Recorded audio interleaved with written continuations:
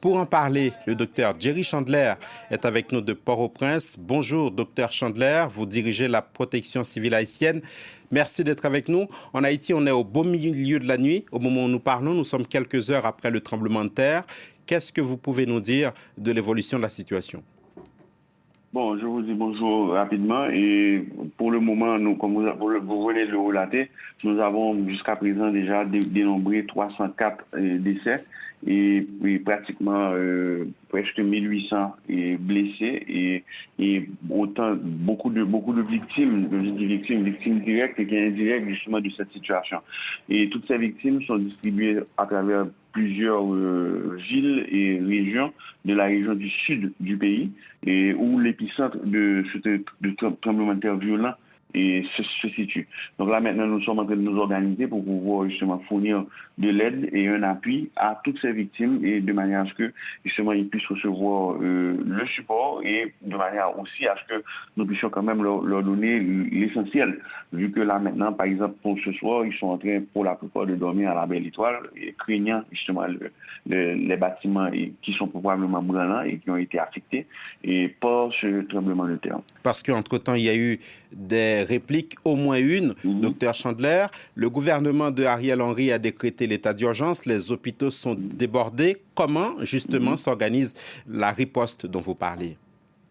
Bon, la réponse à cette situation s'organise de manière, je dirais, de manière systématisée. Au niveau de la protection civile, nous participons au niveau de ce qu'on appelle le système national de gestion de risque et de désastre et nous travaillons de manière collégiale pour pouvoir, avec l'appui de tous les secteurs, trouver les éléments de réponse et justement prendre les bonnes décisions pour pouvoir venir en appui. Donc là, déjà, nous nous sommes réunis. Le gouvernement a déjà décrété l'état d'urgence.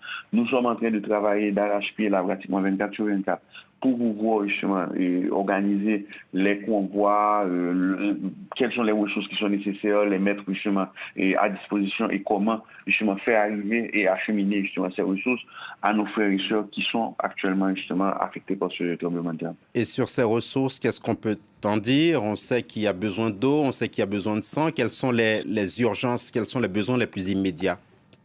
Les besoins, comme vous l'imaginez, comme c'est un tremblement de terre, la première urgence, c'est pratiquement une urgence médicale, je dirais traumatique, parce que là, il y a beaucoup de blessés, justement. On a beaucoup de cas d'orthopédie, de cas de traumatologie. Donc, les urgences, c'est d'abord, justement, le personnel médical qu'il faut envoyer en renfort. Sur les centres hospitaliers, il y en a qui ont été affectés, mais ceux qui sont encore debout sont débordés, justement. Les gens, il y a beaucoup de victimes.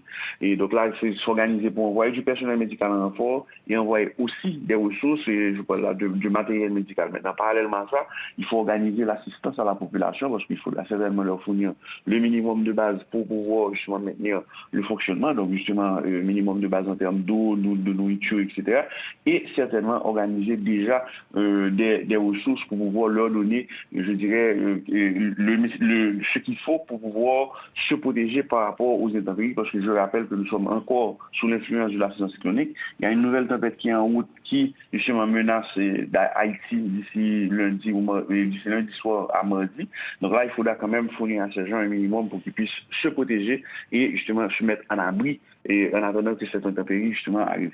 Jerry Chandler, est-ce que les premiers secours ont pu traverser cette fameuse zone clé de Martissan qui fait la jonction entre Port-au-Prince et le sud d'Haïti? Elle est, cette zone, rythmée par des violences entre les groupes armés et la population prise en otage. Là, pour le moment, il y a des secours qui ont pu traverser, mais comme vous le savez, comme vous venez si bien de le dire, la zone de Martissan qui est dans la sortie sud du Port-au-Prince est une zone difficile vu que justement elle est ponctuée par des affrontements violents entre gangs.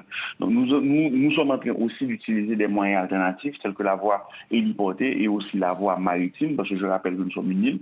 Donc justement, nous sommes en train d'utiliser ces voies alternatives pour pouvoir faire le transport de ressources et de biens directement vers ces points, les points principaux, qui d'ailleurs sont des villes côtières, je parle de la ville d'Ekaï, la ville de Jérémie, la ville de Pestel, qui sont les points les plus, je dirais, les plus frappés et où les besoins sont les plus criants. Dernière question, Jerry Chandler. Les États-Unis, le Canada ont offert leur assistance. Est-ce que cette offre a un début de traduction sur le terrain, d'une part? Et puis d'autre part, quel est votre message, par exemple, en direction de la population haïtienne ou en direction des Haïtiens vivant à l'étranger qui veulent aider? Bon, justement, les offres de support par les gouvernements amis justement pleuvent et les États-Unis, le Canada, le Mexique, le Japon, bref, et tout le monde est au chevet, je dirais entre guillemets, d'Haïti. Là, l'idée c'est de pouvoir organiser justement ces offres de support, savoir qui offre quoi pour que nous puissions nous organiser par rapport aux besoins réels et ne pas recevoir des choses dont on n'a pas besoin. Maintenant, parallèlement à ceci, c'est le même message. J'en profite pour faire le message aux Haïtiens à l'étranger. Il faut premièrement garder le contact à travers justement les ambassades d'Haïti dans ces capitales pour avoir les informations par rapport aux besoins réels et ces ambassades feront la liaison avec nous autres, la protection civile, qui assureront la coordination, je dirais, de l'aide et de la réponse à ce séisme. Merci beaucoup, Dr Jerry Chandler, directeur de la protection civile haïtienne. Merci, voilà ce qu'on pouvait dire avec vous à l'heure qu'il est de la situation en Haïti. L'actualité internationale.